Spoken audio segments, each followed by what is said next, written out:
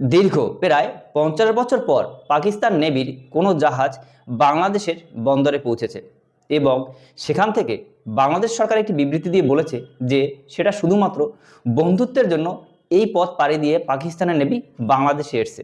আসলে সত্যিই কি বন্ধুত্বের জন্য এই 1000 কিলোমিটার পথ পাড়ি দিয়ে বাংলাদেশে এসেছে পাকিস্তানের নেভির কোনো জাহাজ?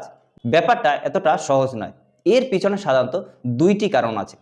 নাম্বার ওয়ান, পাকিস্তান চাইছে বাংলাদেশে এই বন্ধুত্বের আড়ালে তারা বদলা নিতে।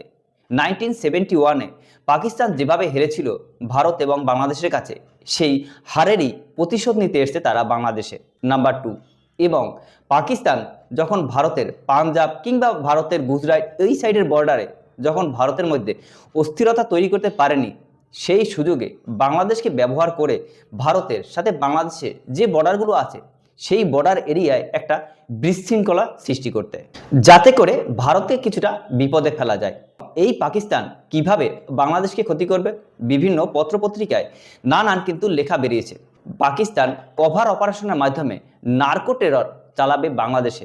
এর মাধ্যমে বাংলাদেশের যুব সমাজকে ধ্বংস করাই কিন্তু পাকিস্তানের মূল লক্ষ্য। কিভাবে?